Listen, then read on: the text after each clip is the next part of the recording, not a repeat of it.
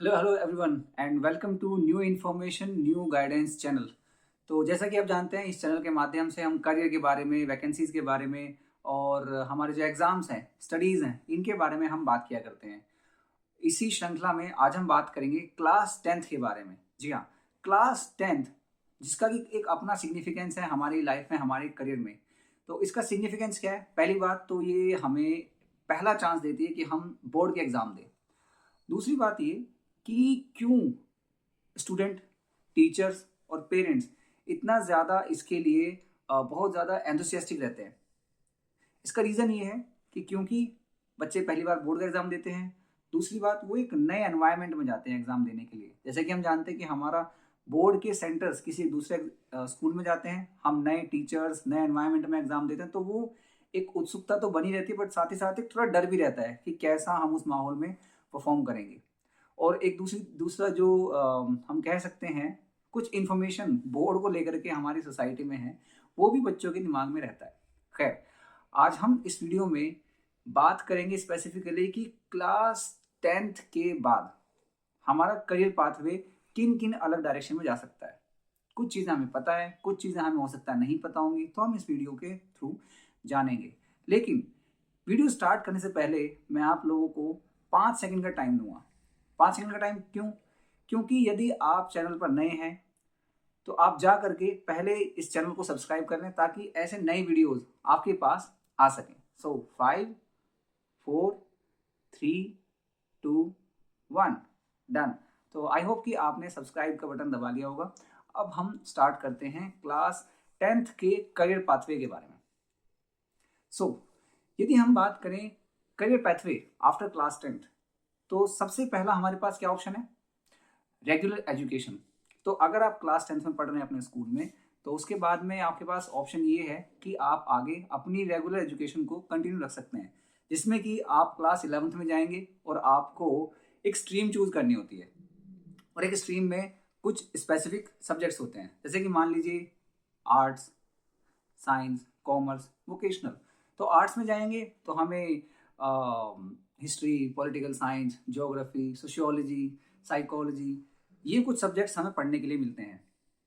अगर हम कॉमर्स में जाएं तो business studies, mathematics, economics, accountancy, ये कुछ मेन सब्जेक्ट्स हमारे हैं। यदि हम साइंस में जाएं तो फिजिक्स, केमिस्ट्री, मैथमेटिक्स और बायोलॉजी। वोकेशनल में अलग अलग स्कूल्स के पास अलग अलग सब्जेक्ट्स होते हैं, चाहे वो टाइपोग्राफी हो या शॉर्ट हैंड हो या फिर कुछ और भी सब्जेक्ट्स हो सकते हैं। लेकिन इन सारी स्ट्रीम में कुछ हमें लैंग्वेजेस भी पढ़ने के लिए मिलती हैं, जैसे कि हिंदी, इंग्लिश, संस्कृत, उर्दू। और अगर किसी स्टेट बोर्ड में अलग कुछ लैंग्वेज मिलती हैं, तो वो भी यहाँ पे लैंग्वेजेस देखने को मिलती हैं। तो पहला क्या है कि रेगुलर एजुकेशन जो हमारी चल रही होती है स्कूल में, उसी को कंटिन्यू करना एक स्ट्रीम के साथ। स्ट्रीम मतलब कि एक डोमेन या एक एरिया में पढ़ने के साथ। दूसरा ऑप्शन हमारे पास होता है ओपन स्कूलिंग। दिल्ली में बहुत सारे बच्चों ने एनआईओएस का नाम सुना है। एनआईओएस जिससे कि हम ओपन स्कूलिंग कर सकते हैं। देखिए, यदि हमारे पास या हमारी लाइफ में ऐसी कोई मुश्किल है या कोई समस्या है जिसकी वजह से हम अपनी रेगुलर स्कूलिंग नहीं कर सकते हैं, घर की कोई समस्या है, तब बच्चे अलग अलग स्ट्रीम में अपनी +2 की एजुकेशन को यहाँ से कंटिन्यू कर सकते हैं। और उसके साथ साथ अगर आप कोई काम कर रहे हैं, कोई जॉब कर रहे हैं, तो वो भी आपने कंटिन्यू कर सकते हैं। तो ये तो हुई बात स्कूली जो एजुकेशन है उसी को कंटिन्यू करने का पाथवे। इसके अलावा जो हमारे पास ऑप्शन है वो है आईटीआई का। इंडस्ट्रियल ट्रेनिंग इंस्टीट्यूशंस में अगर आप जाएंगे तो आईटीआईज के अंदर हमें अलग अलग ट्रेड में सर्टिफिकेशन कोर्स करने के लिए मिलते हैं। And these certification course are given by, और वी कैन से कि ये हमारे एफिलेटेड होते हैं एनसीवीटी या फिर एससीवीटी से। एनसीवीटी मतलब national council of vocational training और state council of vocational training. देखिए, यहाँ पे वोकेशन का मतलब क्या है? वोकेशनल एजुकेशन एक अलग फॉर्म की एजुकेशन होती है जो हमारे अंदर एक प्रकार की स्किल को डेवलप करती है, यानी स्किल बेस्ड एजुकेशन होती है। हम एक अलग वीडियो बनाएंगे जिसमें वोकेशनल एजुकेशन और फॉर्मल एजुकेशन में क्या डिफरेंस होता है इसकी बात हम करेंगे, और इनका फायदा क्या है या किसमें फायदा कम होता है इसकी बात हम करेंगे। तो पहले बात करते हैं आईटीआई की।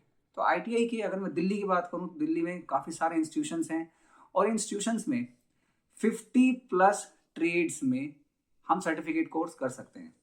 ये कोर्स 1 साल से 2 साल तक के हो सकते हैं, चाहे वो मैकेनिकल इंजीनियरिंग के हैं, यानी कुछ टेक्निकल भी हैं, कुछ नॉन टेक्निकल भी हो सकते हैं, जैसे कि ब्यूटिशियन का कोर्स है या फिर एक फूड एंड प्रोसेसिंग का कोर्स है। तो ये सारे सर्टिफिकेट कोर्सेज हम क्लास 10th के बाद ITI के माध्यम से कर सकते हैं, जो कि हमें किसी ना किसी एक एरिया में स्किल को डेवलप करते हैं, राइट।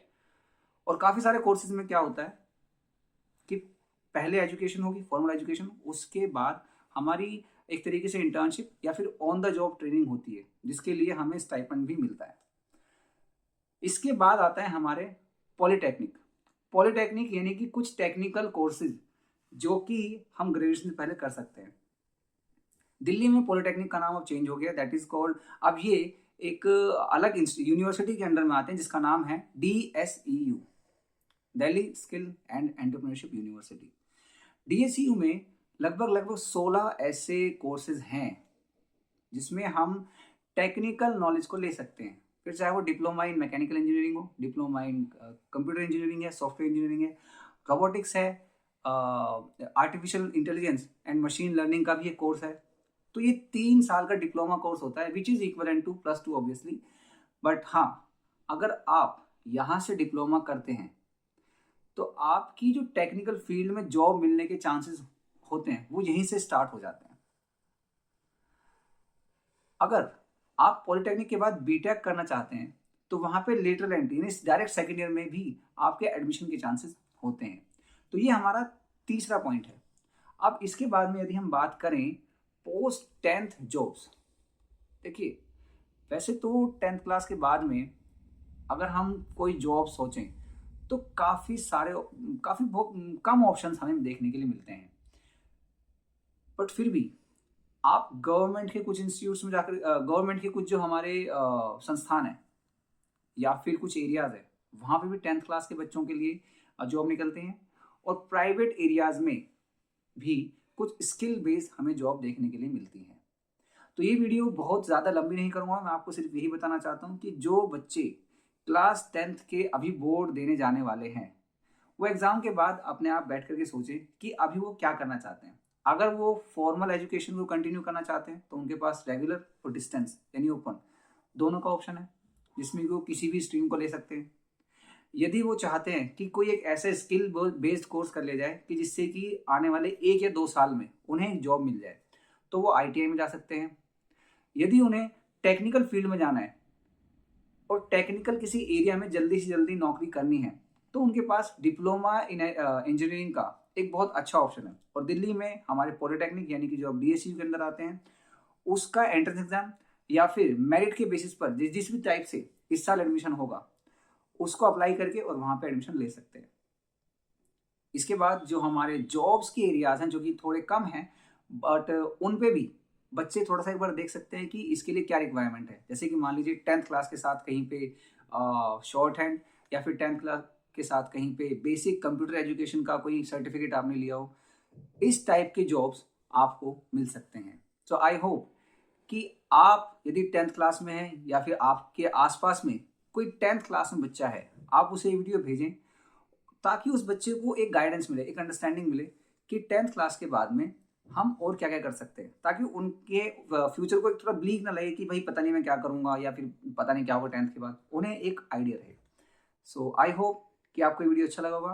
अगर आपको वीडियो पसंद आए तो आप इसे लाइक करें और अपने आसपास में जो भी 10th क्लास में बच्चे पढ़ने वाले हैं उन्हें आप ये ज़रूर शेयर करें। Thank you.